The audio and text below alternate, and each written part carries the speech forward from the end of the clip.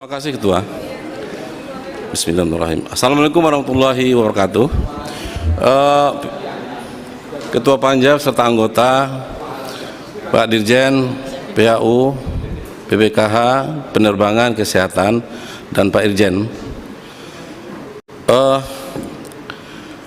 Pak Ketua, setelah mendengar berbagai informasi, laporan daripada kawan-kawan Panja baik yang di Madinah, Mekah, nampaknya Pak Ketua, masalah haji ini perlu kita reformasi total, ya kan? Karena apa? Berbagai persoalan-persoalan fakta di lapangan yang menjadi titik tumpuan kita nanti untuk penetapan BP. Dan kalau saya pinjam istilah Ibu Dia selaku pimpinan, ya, ini kalau menurut Ibu Dia musim haji 2003 1444 Hijriah mesti bersih dari segala kotoran-kotorannya, ya begitu Bu Dia, ya. Nah, sebagaimana itu saya mulai dulu dari yang berdampak luas kepada masyarakat kita. Pertama, konsumsi.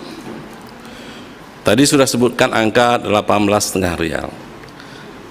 Nah, kalau dikembalikan masalah konsumsi ini kepada para jemaah kita, saya sudah survei Pak ke jemaah kita, terutama di Riau, mana mau catering pada dikasih uang. Kami Pak mau dikasih uang lagi. Ini kita sudah Pak sebelum diputuskan. Kenapa? Karena kadang-kadang makan catering itu tidak cocok. Kadang-kadang makan catering itu basi. Kadang-kadang makan catering itu terlambat. Macam-macam alasan. Tapi kalau kami dikasih uang, itu kami bebas sesuai dengan selera. Dan di samping itu juga kalau kami diberi uang, ini UKM di daerah kami bisa maju dan berkembang. Orang akan banyak membuat abon, akan rendang, akan laku di Sumatera Barat, dan ini ada dampaknya ke dalam negeri. Ikan teri kacang, Pak, ya kan? Ini mereka sudah sepakat, Pak.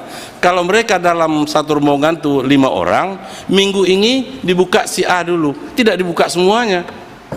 Minggu B si B, minggu C si D, dan seterusnya. Sehingga 1 bulan itu mereka tidak belanja. Nah, masalah hotel sekarang kayak elektronik, Pak. Magicom kan sudah pakai Magicom, ya nasi sudah selesai, sambal mereka bawa dalam negeri. Bahkan juga kalau dapat informasi dari orang-orang kita di Mekah, Madinah, itu akan berjualan, Pak. Kalau kepastian bahwa jemaah kita nanti akan dikasih uang cash untuk makan, mereka akan berjualan. Jadi mereka pun kalau terlambat subuh di Haram atau Madinah, itu sudah berjejer jualan situ. Dan itu memang nikmat gitu loh, Pak. Nah, di dalam negeri untung kita, di luar negeri orang kita juga untung, ya kan? Betul. Jadi pada prinsipnya kita memberi memberi kepuasan kepada jemaah kita. Jadi kami setuju sebetulnya kalau ini dikasih uang cash saja. Kenapa? Pertama, tidak kena pajak, ya kan? Kalau sistem kontrak ini pajak kena, Pak. Apalagi informasi dari konjen kita, negara Saudi akan memberikan pula, ya, masalah makan ini dikena zakat pula, kan? Zakat, ya kan, zakat. Jadi alangkah naiknya harga ini nanti sudah kena pajak, kena zakat, kena keuntungan, berapa kali kenanya. Jadi kan, ya, bawa belur, Pak. Jadi ini perlu bersih-bersih ini. Jadi kami maksudkan alangkah baiknya uang cash dikasih sehingga tidak pusing dirjen ini mengatur catering segala macamnya, dan puas jemaah kita. Nah, itu dari sisi konsumsi. Ada, Pak. Ini kan 4 poin ini. Kemudian dari segi akomodasi. Tadi kawan sudah banyak menyampaikan ada yang lebih baik dan murah sekali macam. Dan kami sarankan memang kalau bisa, ya, akomodasi hotel yang akan dipakai jemaah nanti sekaligus hotel yang siap, ya. Jadi kalau ini, Pak, artinya bus hotel sekaligus meninggalkan shuttle busnya, ya kan, sehingga ada tanggung jawab hotel itu terhadap jemaah kita. Kalau selama ini kalau terlambat jemaah kita dari hotel itu, orang hotel tidak ada pusing, tidak ada urusan dia, ya kan, salawatnya beda, hotelnya beda. Tapi kalau include dia, hotel juga dia, transport juga dia punya tanggung jawab gitu loh. Kalau terlambat dia akan kontak orang itu. Jadi kita adalah dalam ini pelayanan kepada jemaah. Ini mengenai transportasi khususnya di Madinah, di Mekah Madinah. Kemudian yang ketiga, penerbangan, Pak. Ya, penerbangan. Ya, sebagaimana kami singgung kemarin, penerbangan kan ada itu, Pak. Ya, ada apa namanya? Peraturan Presiden nomor 12 tahun 2021. Ini kan pemerintah BUMN itu kan paling tinggi 10% cuma boleh mengambil keuntungan itu. Sesuai Perpres 21 nomor 12 tahun 2001 tentang pengadaan barang dan jasa, Pak. 10%. Nah, jadi dalam ini dengan ada ketentuan itu, regulasi itu, ini kami kira ini untuk penerbangan ini masih bisa kita tekan lagi dari angka yang sudah diajukan itu. Sehingga kita harapkan BUMN ini betul-betul mengacu kepada Perpres yang mengatur pengadaan barang dan jasa, sehingga tidak ada unsur-unsur nanti persoalan hukum di belakang hari, Pak. Jadi itu harapan kami kepada penerbangan. Nah, itu. Kemudian untuk BPKH. Nah, BPKH, Pak, ya. Ini angka 70-30 ini dari mana ini, Pak, angkanya? Apakah dari Kemenak yang menetapkan, atau BPKH berdasarkan kemampuan keuangan, atau bagaimana?